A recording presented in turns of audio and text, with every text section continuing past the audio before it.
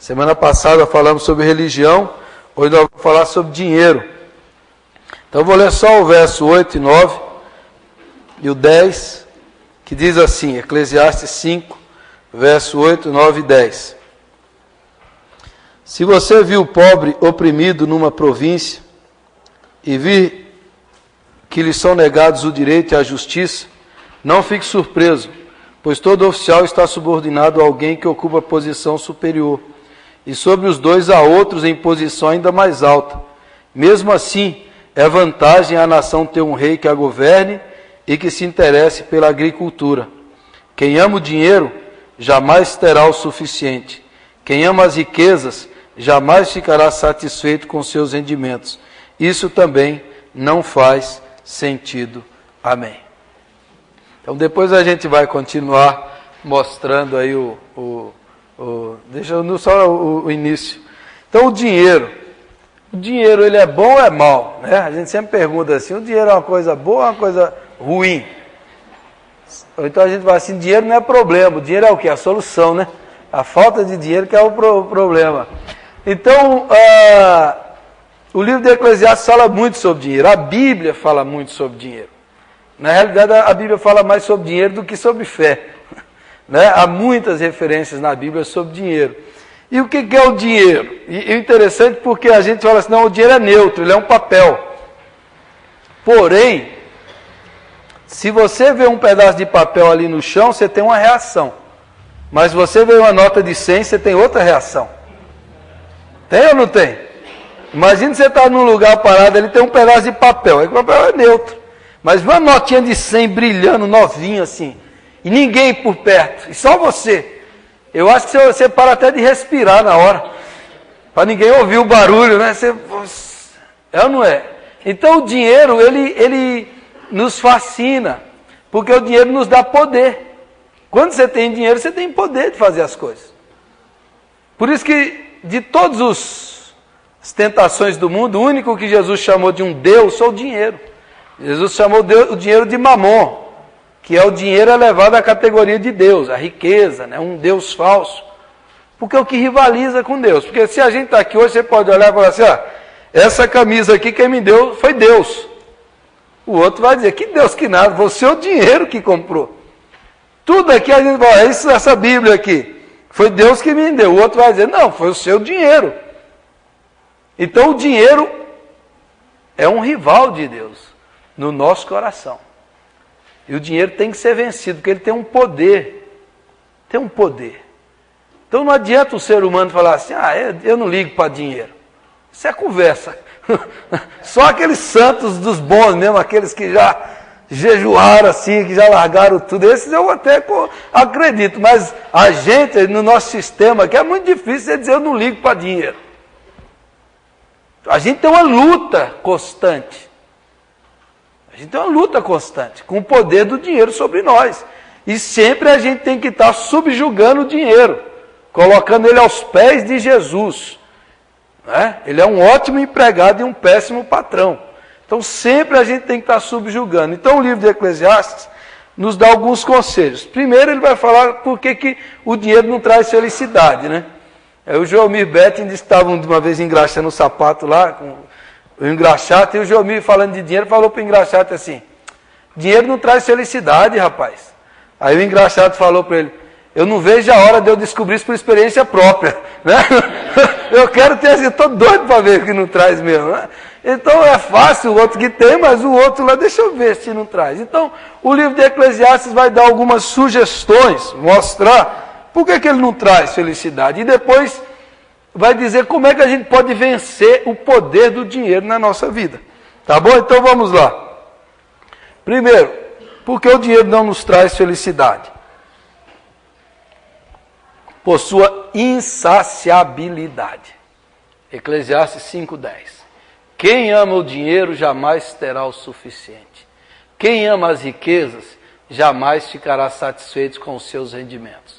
Isso também não faz sentido. Quer dizer, quem ama o dinheiro nunca é suficiente, ele sempre quer mais.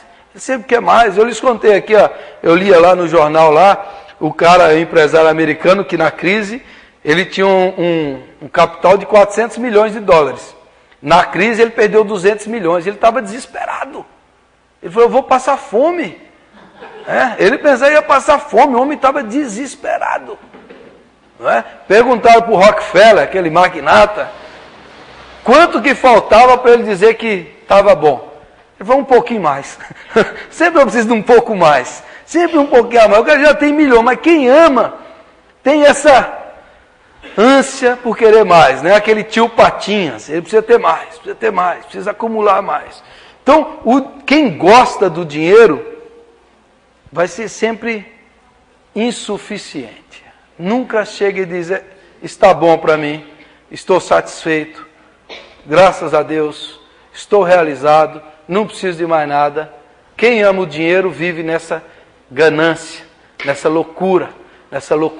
A gente vê isso com os nossos queridos políticos, né? O cara ele não se contenta de roubar 50 mil, ele quer 50 milhões. E depois que rouba 50 milhões, ele quer 100 milhões. Então, essa ganância. Então, essa é a coisa que o amor ao dinheiro gera. Segundo, e o Eclesiastes é bem prático, ele traz muito sanguessuga. Quando aumenta os bens, também aumenta os que os consomem. Quanto mais rica é a pessoa, mais bocas tem para alimentar. O sujeito tem dinheiro, o sujeito ganha na cena, ele não pode contar para ninguém. Que aí vai aparecer os 550 parentes dele que nunca procuraram, os vizinhos vão tratar ele bem, de repente começa a surgir gente. O livro do Eclesiastes é bem perspicaz nisso. Quando o cara tem muito dinheiro, começa a aparecer gente querendo sugar, interesseiros, puxa-saco, gente que só está interessado na grana. Quanto mais tem, mais vão aparecer pessoas assim. E a gente pode observar que alguns não formam círculo de amizades, formam um círculo de uma quadrilha, né? Como esse goleiro do Flamengo que está preso, né? Ele formou uma quadrilha de amigos, né? Tudo bandido ao redor dele, interessado na grana, no dinheiro. E o dinheiro traz isso. Terceiro, por trazer ansiedade e preocupação. O trabalhador pode ter pouco ou muito para comer, mas pelo menos dorme bem à noite. Porém, o rico se preocupa tanto com as coisas que possui, que nem consegue dormir. O cara ganha o seu salário, sabe que é aquele mesmo, deitou, dormiu. O outro que ganhou um monte está preocupado que pode perder. O funcionário pode roubar, o sócio pode passar a perna, a mulher pode pedir o divórcio, vai pedir a pensão. Então essa coisa, a pessoa está preocupada, o cara vai casar, ele faz antes um contrato com a mulher. Olha, você não leva nada. Antes de casar ele já acerta. Já só falta ter contrato para filho, né? Vou ter esse filho, mas você não vai levar nada do que é meu. Então, gera essa preocupação, essa ansiedade. Você vê que o Herodes o Grande, que foi aquele que quando Jesus nasceu, ele mandou matar as criancinhas, depois vieram os filhos dele, mas Herodes mandou matar a mulher, porque ele desconfiou que ela estava conspirando contra ele. Mandou matar o filho, que ele achou que estava conspirando contra ele. E só construções. Então ele mandava matar muita gente. Tinha um ditado em Roma que é melhor ser o porco de Herodes do que a mulher ou o filho, né? Que ele tratava melhor. E Herodes, quando morreu Herodes, ele mandou prender as pessoas mais ilustres de Israel, as que o povo mais gostava, sacerdotes, e ele deixou uma ordem: quando eu morrer, matem essas pessoas também. Porque todo mundo vai chorar e vai pensar que está chorando por mim. Porque ele sabia que quando ele morresse, ninguém ia chorar, todo mundo ia rir. E ele falou, quando eu morrer, mata alguém para o povo chorar. Para ver uma lágrima por mim. É verdade isso, é a história que conta. E o que aconteceu? Quando ele morreu, ninguém cumpriu a ordem dele, ele já estava morto mesmo. Libertaram as pessoas. Então um homem louco, completamente louco. Quanto mais dinheiro, mais amor ao dinheiro, mais louco a pessoa vai ficar. Mais dominada, mais louca, essa é a palavra. Jesus chamou aquele homem lá de louco. Essa noite pedirão tua alma. Quarto, por trazer a própria infelicidade. Há um mal terrível que vem debaixo do sol. Riquezas acumuladas para infelicidade do seu possuidor. Eu tenho visto nesse mundo essa coisa triste. Algumas pessoas economizam dinheiro e sofrem com isso. A ideia é que acumulou e o acúmulo gerou tristeza, dor, preocupação, angústia, perturbação por causa daquilo ali. Não consegue dormir, a infelicidade de ter riqueza, da pessoa estar tão dominada por aquilo que gera tristeza nela. Tristeza. E vocês podem ver, quando o sujeito tem muito, mas muito dinheiro, ele perde a noção da realidade. Ele perde o sentido do ser humano, na maioria das vezes. Poucos conseguem se manter no chão, na história, lidar com os outros como seres humanos. A maioria das pessoas transforma os outros ou em empregados, ou em objetos, ou em coisas para ele dominar, porque o dinheiro faz isso nas pessoas. E, quinto, por não levarmos nada dessa vida. Como entramos nesse mundo, assim também saímos. Isso é sem nada. Apesar de todo o nosso trabalho, não podemos levar nada desta vida. O homem sai nu do ventre de sua mãe, e como vem, assim vai.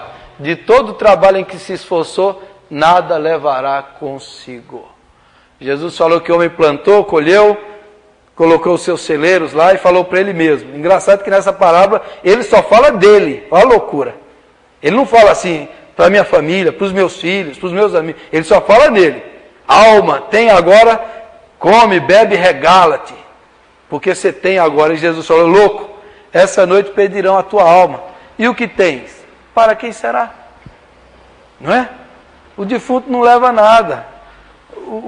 Você não pode levar nada com você. Tem a história lá do Alexandre o Grande, quando morreu, fez 3 pedidos. Diz que ele pediu para que os médicos carregassem o seu caixão. Segundo pedido, que jogasse seu ouro, suas riquezas no chão, que passasse por cima. E terceiro, que deixasse as suas mãos para fora do caixão. Aí eles perguntaram, mas por que isso? Ele falou, porque eu quero que os médicos me carreguem para mostrar que nenhum dos médicos, nem a medicina, pôde me livrar da morte. Nenhum deles conseguiu. Segundo, que as minhas riquezas todas vão ficar. E não serviram para me dar vida, meu ouro, minha prata, nada disso. E as mãos vazias, porque eu nasci assim, e eu vou assim de mãos vazias, não estou levando nada.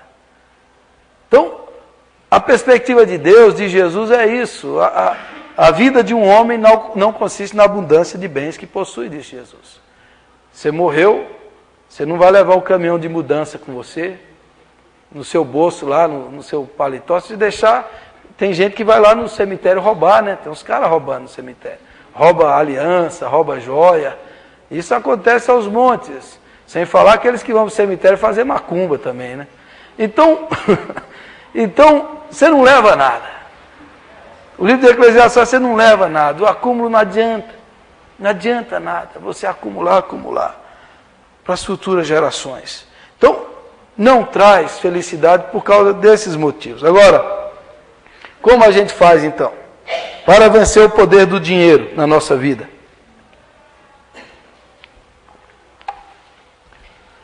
Não somos donos de nada. A socialização da terra. Se vires em alguma província a opressão de pobres e o roubo em lugar do direito e da justiça, não te maravilhes de semelhante caso, porque o que está alto tem acima de si outro mais alto que o explora. E sobre esses há ainda outros mais elevados que também exploram. O proveito da terra é para todos. Até o rei, deixa eu continuar, até o rei se serve do campo, diz a expressão no verso 9 de Eclesiastes. Aqui nessa versão diz assim, porque até a nação se beneficia de um rei que se interessa pela agricultura. Nessa daí, porque até o rei se serve do campo da terra. O proveito da terra é para todos. O que ele está dizendo é o seguinte, nesse contexto de autoridades que oprimem as pessoas, a solução é a terra que Deus deu para todos. O bom rei é o rei que tem terras cultivadas, que se interessa pela agricultura. É o rei que tira o sustento da terra e que a terra é para todos, não é para o acúmulo de alguns. Quer dizer, como é que o dinheiro pode ser vencido nessa sociedade? A gente tomando consciência que a terra que produz o alimento, ela é de Deus. Ela é de Deus. De que o homem é que criou o sistema do acúmulo, do latifúndio, de que alguns têm o controle do modo de produção e que os outros vivem na miséria porque não podem se apossar daquilo. Mas a ideia de Deus é que a terra deveria ser de acesso a todos, o modo de produção deveria ser possível a todos os seres humanos. Se você ler as leis lá do Antigo Testamento sobre a terra, você vai ficar impressionado. Por exemplo, em Levítico 25, Deus instituiu o ano do jubileu, que era a cada 50 anos, 7 semanas de 7 anos. 49 anos, quando chegava o ano 50, era o ano do jubileu. O que Deus falava? Olha, se você ficou endividado, e por causa disso você teve que dar sua terra, e teve que trabalhar para o patrão, e o patrão acumulou, e naquele tempo era assim, o cara ficava endividado, ele vendia a mão de obra dele. Ele ia trabalhar para o outro. E aí, se ele sozinho não dava, ele botava o filho dele para trabalhar. Então, ele e o filho trabalhavam, e a terra ia acumulando. Chegava o ano do jubileu, Deus falava, a partir de agora, devolve a terra para todos os seus donos. Porque Deus não queria que o filho já nascesse endividado, que a geração ficasse endividada. Então Deus socializava a terra. Assim, no ano do jubileu ninguém vai plantar, vai dar descanso para a terra. Vocês vão comer do que a terra produzir. E a terra vai voltar para o seu dono de direito. Se era o pai, se era o avô, a terra volta para o povo. Deus acabava com o latifúndio, com a concentração de terra, com o poder de alguns sobre outros. Porque Deus é contra isso, a injustiça. O nosso país, quando começou, foi dividido em capitanias hereditárias. Se você pegar algumas famílias no Brasil, você vai ver que algumas famílias no Brasil são descendentes dessas capitanias, que dividiu a terra e essa família está lá no poder, na riqueza, de geração em geração. Quanto que ele pagou pela terra? Nada. Isso é próprio do nosso sistema, de acúmulo de uns e empobrecimento de outros. Isso é próprio do sistema capitalista de produção do nosso sistema. Você vê, um dia eu fui na praia, estou lá na praia, de repente você vai chegar na parte da praia, fechou, é condomínio fechado na praia. Quem é que pagou agora? A praia agora tem dono. Se ia lá em Londrina, o lugar mais bonito de Londrina é o Lago Igapó. Aí chegou a margem do lago, tem só mansões. Ninguém pode entrar. Que foi que deu direito para eles de tomar posse do lago? Daquilo que é belo, bonito e natural. O poder econômico. O sistema de domínio do poderoso sobre o mais fraco. Agora, Deus fala, a terra é para todos. O acesso à produção deveria ser para todos. O nosso sistema não é assim. Aí você fala, tá bom, pastor, que conversa é essa? É conversa de comunista, pastor. Você já pensou isso aí, né? Já tem uma interrogaçãozinha aí, né? Tem uma frase que eu gosto muito, que o cara diz assim, dizem que é o Winston Churchill que falou essa. Se até os 30 anos você não foi comunista, é porque você não tem coração. Se depois dos 30 anos você continuar comunista, é porque você não tem cérebro. Certo? Então até os 30 eu já fui muito comunista. Mas depois eu já tenho cérebro, já passei dos 30. Então o comunismo político, essa coisa toda, é um fracasso. É uma estupidez do ponto de vista humano.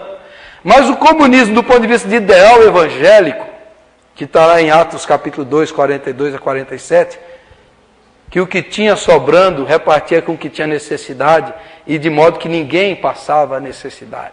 Esse é o plano de Deus. Agora, esse só vai funcionar quando a gente tiver o rei justo. Porque os reis comunistas, o totalitarismo, essa coisa só gera desigualdade. Só gera opressão e miséria. Então, o comunismo, para mim, hoje, que já fui um adepto do socialismo, é uma idiotice para a nossa vida. Agora, o capitalismo também é uma estupidez. Aí você fala, mas qual é a solução? Eu não tenho a solução. Se eu tivesse, eu não estava aqui. Eu estava lá no Congresso, né? Mas não tem, a solução é o Evangelho dentro do nosso coração. É o reino de Deus. Que esse princípio só vai funcionar quando Jesus reinar e quando as pessoas tiverem essa consciência. Mas a gente tem que ter isso no nosso coração. Nós não somos donos, tudo é de Deus. A gente chega e fala assim, isso aqui é meu. É de Deus, é de Deus. Não é nosso. Deus sacode a terra ali e cai todos os prédios, né? Qualquer coisinha, o mar dá um soluço e engole todas aquelas construções humanas. Quer dizer, tudo é de Deus. Essa perspectiva a gente tem que ter, porque se a gente acha que é nosso, nós estamos sendo dominados pela riqueza, pelo dinheiro. Então, não fique assim, mas veja os princípios de Deus para essa coisa da terra e da produção. Veja sobre a exploração. Quanta exploração tem? Essa coisa da mão de obra. Você vê os produtos que as grandes empresas lançam hoje, elas colocam suas fábricas em países miseráveis. Os tênis da Nike é na Indonésia, na Tailândia, na China. O cara não tem direito. Ele ganha $1. Ganha $1. Porque arranca da mão de obra barata, do cara que está na miséria. Na miséria. E o capital de uma empresa dessa? E o lucro de uma empresa dessa? E os bilionários do capitalismo? E os banqueiros? E os juros dos bancos? Cada vez extrapola mais os juros dos bancos. Do Itaú, do Bradesco. Onde vai? As telefonias. São esses poderes. Então ele arranca. De quem? De você e de mim. Arranca do pobre. Arrancando. Porque o acúmulo, latifúndio. Assim.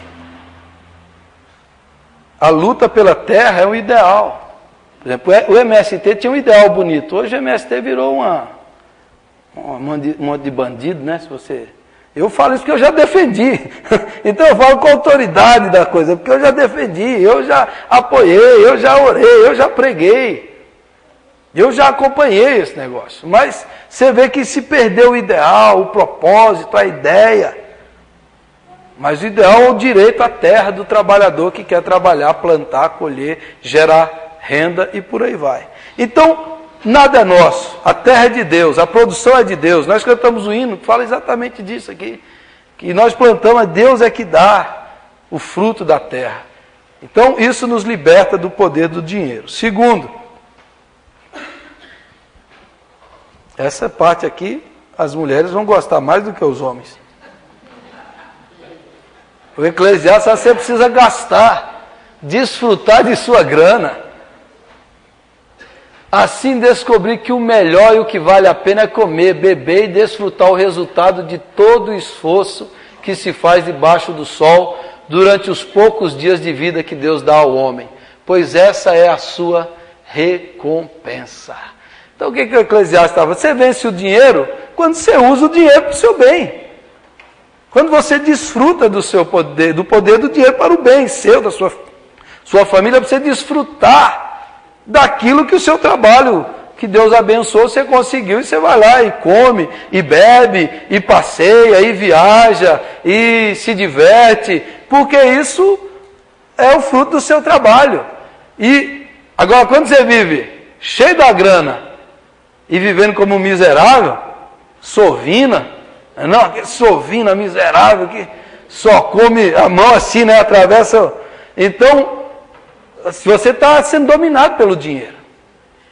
Está sendo dominado pelo dinheiro, porque o dinheiro está dominando sua vida. Assim, desfrute. Tenha previdência, pense no futuro. Se você puder pensar, pense. Até o Ed René escreve no livro que ele é contra a poupança. Ele diz que poupança, se você guarda, pensando em alguma coisa, pensando no estudo do filho, nisso não é poupança, é uma provisão para o futuro. Agora, se você guarda sem saber para que guardar, ele fala, isso está errado. Eu estou guardando por guardar, tem tanto que eu estou guardando. Então, ele fala, isso é errado, você tem que ter uma provisão. Eu estou guardando para isso, para aquilo outro, uma provisão, ok. Mas você tem tanto... Outra coisa, igreja que tem poupança, eu conheço um monte, isso é pecado, igreja ter poupança. É verdade, igreja ter poupança é pecado. É claro, tem um alvo, tem um objetivo, é a construção. Se não tivesse, a gente ia torrar, né?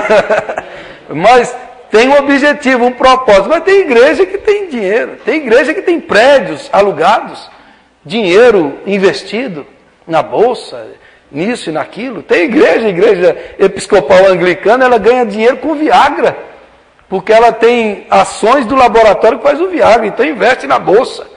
Você vê, por que igreja tem dinheiro e tanta gente precisando? Tanta gente necessitada, sem falar dos missionários, que estão pregando o evangelho em tantos lugares, precisando de oferta, e a igreja está lá com dinheirão parado, sem fazer nada. Isso é um erro. Então, se você tem, desfrute, vence o poder do dinheiro, desfrutando do que Deus lhe dá, que é a terceira maneira. Receber tudo como dádiva, sem culpa pela própria felicidade. E quando Deus concede riquezas e bens a alguém, e o capacita a desfrutá-los, a aceitar sua sorte, a ser feliz em seu trabalho, isso é um presente de Deus. De Deus. Eu falei disso aqui, acho que no primeiro estudo. Se a gente vê que tudo é dádiva, e Deus está nos dando, é um presente, assim, desfrute disso aí, sem culpa. Eu já senti culpa pela felicidade. Eu não sei você, já senti muita culpa. Eu já me envolvi muito, conheci muitos missionários, ajudei muitos missionários. Conheço alguns que estão no campo. Então, às vezes, quando eu estava na boa assim, sabe, na picanha, eu lembrava daquele missionário lá. Estou falando a verdade. É um negócio que Deus vai me libertar disso, já me libertou um pouco, né? Graças a Deus. Você estava ali naquela boa, de repente você lembra do cara que está lá no sertão, rapaz. E o cara está lá sofrendo, e isso, e aquilo, e o outro está lá na África. E aí você fala, meu Deus, eu estou aqui comendo uma carne, olha o preço disso. Estou comendo nessa pizzaria, o preço, uma pizzaria dessa, o coitado dava para comprar 20 Bíblias para lá. Eu pensava assim, já sofri muito com isso. Ou então, a África. Eu sempre gostei da África, assim, de estudar, de ouvir, ver os missionários. Ruanda, Sudão, Etiópia, Moçambique, Libéria, Somália. Você começa a ver essa realidade assim, aí vai tirando o gosto da picanha, essa que é a verdade. Eu estou falando que eu já tive. Então, esse livro de Eclesiastes, e um processo que Deus vai trazendo, você vai assim, não, se Deus está te dando, louvado seja Deus. Eu já tive culpa, por exemplo, quando a gente fala da igreja perseguida, eu fiz aqui no domingo. Eu falei, Senhor, eu nunca sofri nada pelo Evangelho, esses coitados aqui, os caras perdem o braço, morrem, e eu nunca sofri nada. Aí você fica sofrendo porque...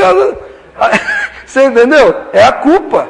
Então, vamos orar para Deus tirar a culpa da felicidade. Se Deus está te dando, come a picanha com gosto, né? Fala, obrigado, Jesus. Abençoa ele que está lá, mas eu vou fazer aqui que o Senhor está me dando com alegria, com prazer, porque é bênção do Senhor, é dádiva do Senhor. Amém? E coisa ruim é você ficar recebendo a coisa e não receber com prazer, com alegria. E você não receber isso como uma bênção de Deus, que Deus tem prazer em nos dar, em nos abençoar. Então, vença isso aí, desfrute com gosto aquilo que o Senhor dá como presente e dádiva para você. Se você pode, se Deus dispôs para você, faça com grande alegria. Quarto, colocar os olhos na realidade e não na virtualidade. É muito melhor ficar satisfeito com o que se tem do que estar sempre querendo mais. Melhor é contentar-se com o que os olhos veem do que vaguear o apetite. Isso também não faz sentido. É correr atrás do vento. Você tem isso aqui? Fique feliz com o que você tem. Contente-se com isso. Não fique preocupado com aquilo que você pode vir a ter ou a perder. Viva aqui, receba o que você tem e agradeça por isso que você tem. Agora tem gente que está tão preocupado com amanhã, com o que pode ter, que esquece do seu. O sujeito está lá no Fusca dele, ele fica de olhão no outro, em vez de agradecer pelo Fusca. Se ele está comendo essa comida, agradeça por essa comida. por aquilo que Deus lhe deu. Não fique atormentado por aquilo que você desejaria, porque esse desejo tira o contentamento do agora, do que nós temos. E aí o marketing, a indústria do consumo, ela existe para nos deixar insatisfeitos.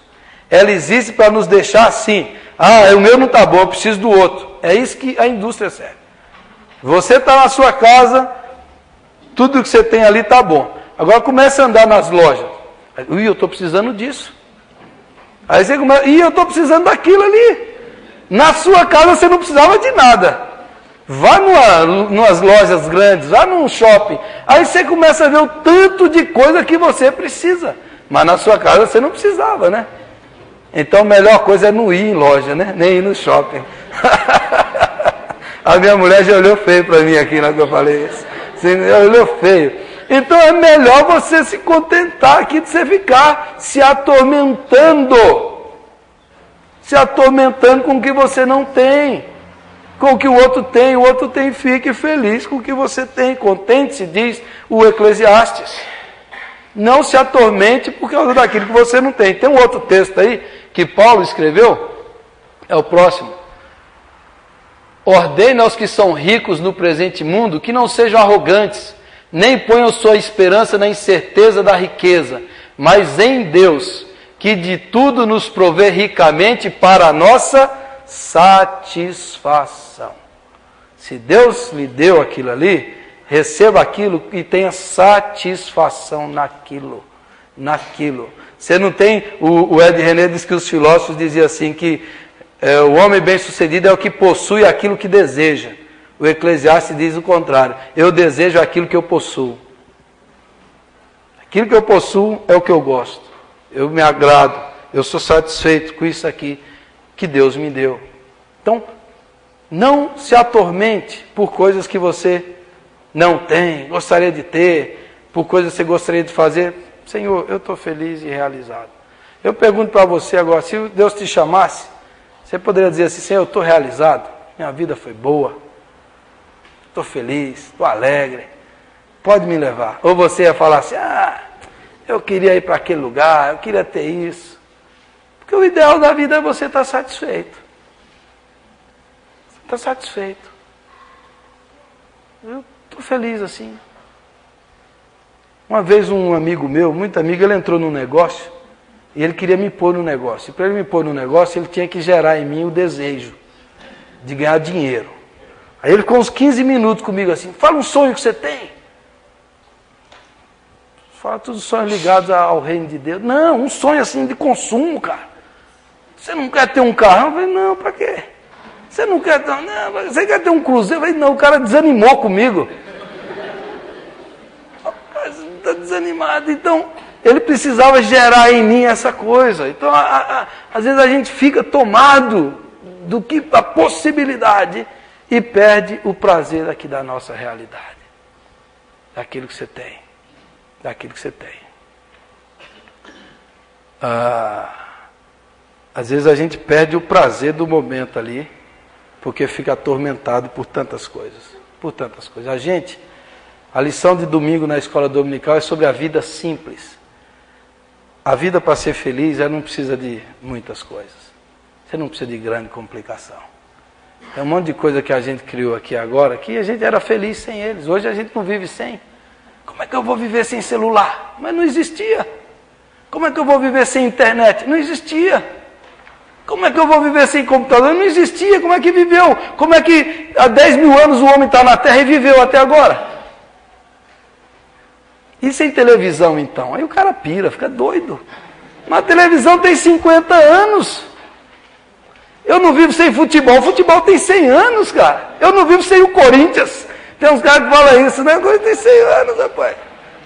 O povo era feliz sem existir essa coisa toda. Então, a ambição tira o prazer daqui, da agora, do momento, de você desfrutar. De se você tiver com a mesa farta ou pouco. Isso depende do nosso coração, da fome que você está. Quando você faz um jejum de um dia, assim chega de tarde, Você vê aquele pão com mortadela, aquilo vira a maior delícia do mundo. Louvado seja Deus pelo pão com mortadela que eu comi hoje. Já quebrei o jejum, né? Você tinha que terminar com classe. Então, é assim, contente-se. Agradeça com aquilo que Deus deu. E por último, coloque satisfação naquilo que é eterno e não no que é efêmero. O Eclesiastes diz: o homem a quem Deus conferiu riquezas, bens e honra, e nada lhe falta de tudo quanto a sua alma deseja. Se alguém gerar 100 filhos e viver muitos anos até avançada idade, e se a sua alma não se fartar do bem, e além disso não tiver sepultura, digo que um aborto é mais feliz do que ele. Mas eu grifei essa coisa da alma. A alma. Existe a fome da alma e a fome do corpo. Por exemplo, se a gente dissesse, eu estou com sede, eu preciso tomar água, é a necessidade do corpo. Agora se você fala assim, eu estou com sede, preciso tomar uma coca, isso é a necessidade da alma. É ou não é? É a necessidade da alma, não é a necessidade do corpo, é a necessidade da alma. Porque a alma é o sentimento, é o desejo, é o que a gente deseja. Então o corpo tem uma necessidade, a alma tem outra. O que o marketing faz? O marketing desperta o desejo da nossa alma.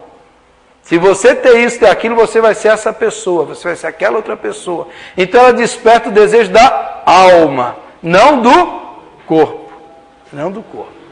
Então, o Eclesiastes diz para satisfazer a alma, satisfazer aquela necessidade nossa de sentido, significado, propósito da eternidade. Você fala assim, eu estou com a fome, eu preciso comer uma pizza. Aí outro fala, não, eu preciso de uma pizza de filé lá da pizza frita. É a necessidade da alma, é o seu desejo, não é a necessidade do seu corpo. Mas o ser humano tem fome da alma também. Já dizia a música, a gente não quer só comida. A gente quer diversão, arte, balé, a gente quer um monte de outras coisas. A gente não quer só comer, a gente quer se divertir. A alma quer isso. A alma do ser humano tem esse desejo. Então tem alguns textos aí que mostram isso. Em Eclesiastes fala, também pôs no coração do homem o anseio pela eternidade. E depois ele diz, todo esforço do homem é feito para a sua boca, contudo o seu apetite jamais se satisfaz, por causa da alma. A gente sempre está buscando mais.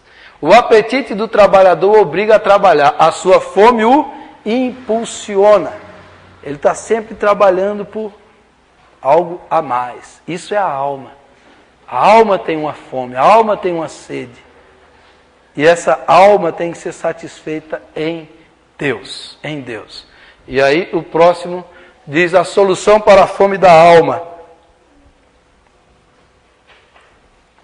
Jesus disse, está escrito, nem só de pão viverá o homem, mas de toda palavra que procede da boca de Deus. Esse anseio pela eternidade, pelo transcendente, pelo espiritual, Deus pode nos satisfazer. O homem está sempre insatisfeito enquanto não receber a palavra de Deus no seu coração, o significado da vida, da existência, o propósito da minha vida. E Jesus disse, este é o pão que desceu do céu. Os antepassados de vocês comeram o maná e morreram, mas aquele que se alimenta desse pão viverá para sempre. Quem é? Jesus Cristo. Essa é a fome da alma, do afeto, daquilo que não acaba, que não esvanece, que não murcha. É a plenitude da alegria, do prazer que Deus nos dá, que sossega a nossa alma, que traz satisfação, que traz paz, que traz alegria. Jesus Cristo, que traz significado para a nossa vida. Ele satisfaz a fome da alma. E enquanto a pessoa não encontrar Jesus, ele fica procurando todo que é lugar. Mas Jesus é o pão vivo. E por último, a satisfação espiritual, o apóstolo Paulo diz, de fato a piedade com contentamento é grande fonte de lucro, pois nada trouxemos para esse mundo e dele nada podemos levar. Por isso, tendo que comer e com que vestir-nos, estejamos com isso satisfeitos. Piedade com contentamento. Tendo o que comer e o que vestir, nós estamos satisfeitos porque Deus está conosco. A minha alma está tranquila. A minha alma está sossegada, como diz Davi. Fiz calar e sossegar minha alma como uma criança nos braços da sua mãe. A minha alma não deseja as coisas grandes demais, Senhor, mas me aquietar em Ti. Sossegar em Deus, satisfação em Deus, prazer em Deus, tranquilidade em Deus. A gente precisa romper a correria, o estresse, a loucura desse mundo e entregar nossa alma para Deus. E dizer, Senhor, eu estou satisfeito em Ti. E dizer, Senhor, eu estou realizado. Eu perguntaria para você agora, se Deus te chamasse, você poderia dizer, eu estou realizado? Você vai ficar esperneando, ah, Senhor, eu ainda nem fiz aquela viagem. Ah, Senhor, eu ainda não ganhei aquilo. O rapaz falou, ah, Senhor, eu nem casei ainda. Não é? Não, eu estou satisfeito em Deus. Porque a graça de Deus é melhor do que a vida. Porque a presença dEle tem me dado tranquilidade, tem me dado paz, conforto e satisfação. Liberte-se da correria, do acúmulo, da ambição que o capitalismo põe em nós. Liberte-se disso. Se Deus te deu, desfrute. Desfrute, abençoe outros. Mas não fique debaixo dessa loucura do poder do dinheiro. O dinheiro é um ótimo empregado e um péssimo patrão. Se você subjugar, você é bem-aventurado, você é feliz. Se você coloca ele para abençoar vidas, você é feliz. Se ele ser maldição, sua vida vai ser terrível, porque quem serve o dinheiro não encontra paz em lugar nenhum. Amém? Que Deus nos ajude a vencer o poder do dinheiro na nossa vida. Vamos orar. Nós estivemos hoje, como eu falei, jejuando, orando, tem muitos pedidos de oração aqui, e nós vamos orar, vamos ficar em pé, orar mais uma vez por esses pedidos, por esses nomes, por essas vidas. Vamos orar ao Senhor.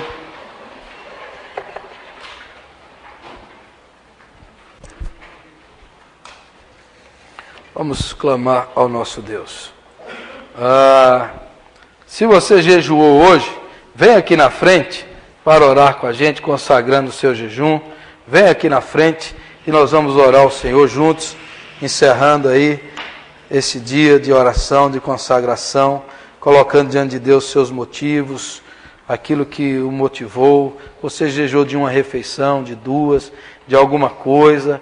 Vem aqui, coloque o seu propósito na presença de Deus, nós vamos orar. Feche os seus olhos, pode vir, vamos orar ao Senhor juntos, em nome de Jesus. Vamos orar, coloque sua vida diante de Deus agora. Senhor, nós te damos graças porque o Senhor está nesse lugar, porque nós estamos concordando na nossa oração, na mesma fé, no mesmo propósito, no mesmo amor, na autoridade do nome de Jesus, Senhor. Nós te louvamos porque o Senhor nos sustenta, o Senhor nos ampara, o Senhor é quem nos dá vida, o Senhor é quem nos dá o alimento, o ar, o Senhor que nos dá respiração. Louvado seja o Teu nome, porque tudo vem das Tuas mãos, Senhor. Agora, meu Deus, nós intercedemos por esses irmãos, por essas irmãs. Colocamos aqui cada motivo de oração, cada vida, cada problema, cada necessidade. Colocamos esses nomes aqui nesse caderno, são muitos nomes. Pai, nós precisamos de milagres, precisamos de uma intervenção sobrenatural, de um toque de Deus, para curar pessoas, Senhor, para libertar vidas do mal, para libertar pessoas das trevas, da escuridão, para libertar pessoas do vício. Senhor, nós oramos aqui para que o Senhor visite aqueles que estão desanimados, abatidos, tristes. Socorre estas vidas, Senhor. Oramos por famílias, oramos pela vida financeira de muitos. Abre as janelas do céu, Senhor, e derrama bênçãos sem medidas. Pai, nós oramos por aqueles que estão em hospitais. Visita essas pessoas, meu Pai. Nós oramos por aqueles que estão, ó Deus, prestes a cair por terra. Levanta essa pessoa, fortalece, renova, enche de vigor, de fé, de perseverança, de ânimo, de vitória, em nome de Jesus. Nós cremos no Teu poder, na Tua graça, na Tua bondade, que o Senhor é um Deus que tem os ouvidos abertos e as mãos estendidas para abençoar. Abençoa essas pessoas, Senhor. Que este dia seja um dia de maravilhas espirituais. Nós cremos que as nossas orações moveram o céu, as nossas orações, ó Deus, moveram a terra, e as nossas orações sacudiram o inferno. Em nome de Jesus, meu Pai. Obrigado porque o Senhor ouve, o Senhor atende, o Senhor responde. Nós oramos porque cremos e pela fé agradecemos pelas respostas, pelas bênçãos, pela vitória que o Senhor nos concede em Jesus Cristo. Deus amado, vivifica essa igreja mais e mais. Anima o teu povo na fé, na esperança e no amor. Alimenta-nos na tua palavra, Senhor, e conduz-nos em santidade e vitória. Que seja assim, meu Deus, em nome de Jesus, para a glória de Deus Pai. Amém e amém, Jesus.